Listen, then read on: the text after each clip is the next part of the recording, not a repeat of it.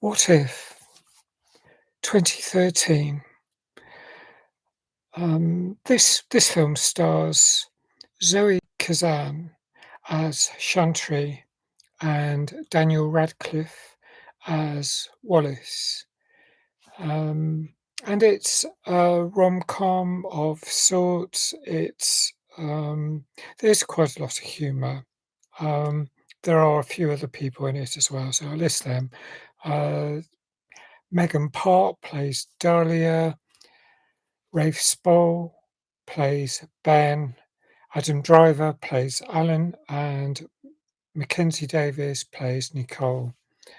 So that amounts to three men and three women, and they're not all partnered up. There's a love triangle to start with because Daniel receives Wallace, played by Daniel Radcliffe, is he is he's been ditched by a previous partner, so he's sore. He's feeling down when he meets Chantry, who's a cousin of Alan, and he likes her, and she seems to like him, and they get on as friends. And he walks her home one after a particular meeting, and at her doorstep, she says that her boyfriend will be wondering where she is, and that's quite a funny scene because. Uh, Wallace's reaction, you can see his eyes sort of going off to the side as he's in a slight wondering, perhaps fearfulness of this boyfriend. I mean, the story is centered on him. I think it's more from his point of view than from Chantry's point of view. Going on as the main protagonist. I don't know, that's just how I observed it because a lot of how it was scripted. Might be wrong. Um, but anyway, he Wallace is happy to be friends with Chantry, um, but he gets invited to a dinner party by Chantry and meets the fearful Ben, played by Rafe Spall, and he's great. And the point is, he's chopping up food. So he's got this huge knife when he happens to um, meet Wallace. So there's there's tension from that point onwards, simply because Ben is suspicious of Wallace and thinks that he might be up to trying to steal Chantry. And of course, that is a, a significant premise of this film. It's like so many cis heteronormative romantic comedy storylines that there's this assumption that men and women cannot be friends. There's always going to be sexual tension between them. And um, well, Wallace is falling for Chantry, and it's possibly reciprocated as well. Chantry's falling for him at times, and there's certain um, points in the film. There's like this beach scene where they go swimming, skinny dipping, and Alan and Nicole steal their clothes, and then there's a bit of a fight. But there's this sort of like um, possible misreading or possible reading of what's going on between them, and that's there's always elusive in these films. I mean, that's the whole point. It's not clear, what the situation's going to be, and Ben takes up a job in Dublin, in Ireland, and the film is mainly set in Toronto.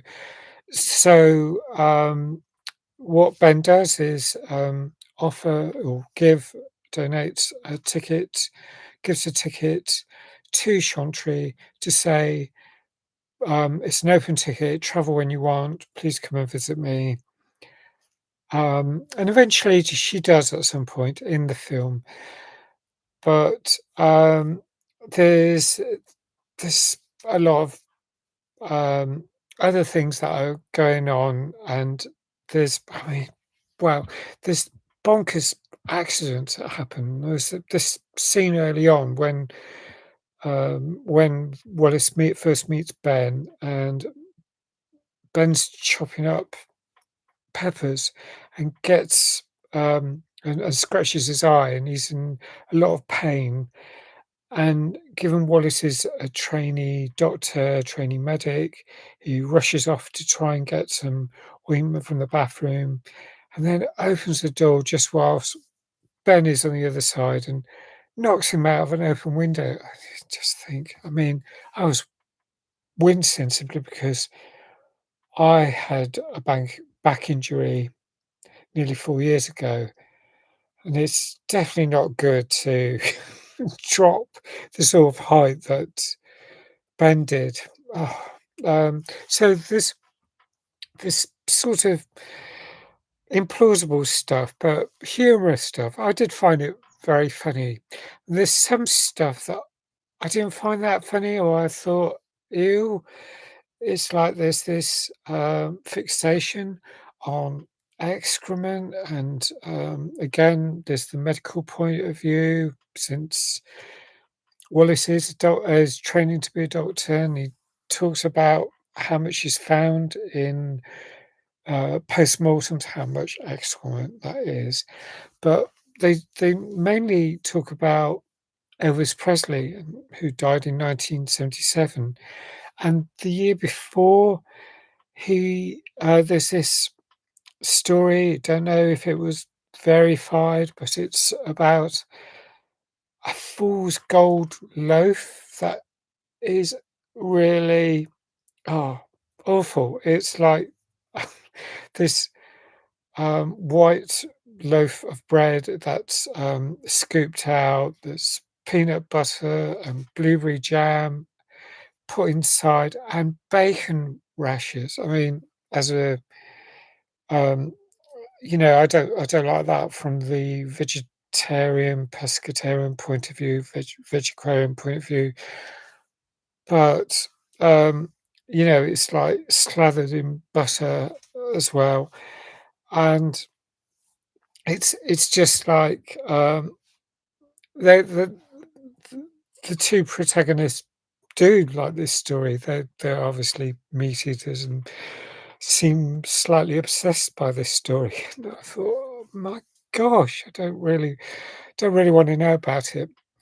Um, fortunately, the humour does settle down after a while, into more of the standard romantic comedy elements and the palatable stuff. I mean, Chantry's, on the haunt of a dilemma about whether to move with her work to Taiwan or stay in Toronto with Wallace or move out to Dublin to be with Ben. I mean, that's what she writes on a piece of paper and scrunches it up, and you know that that's gonna be opened before long.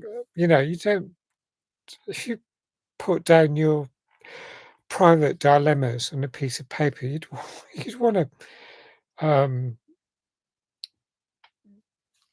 not necessarily burn it, but put it through, one of those, shredders. Just make sure no one, certainly not the most important people, read it. So there's a lot of fun. I laughed quite a bit. I find it enjoyable film. I'm going to score it 8.5, 8.5 out of 10. Um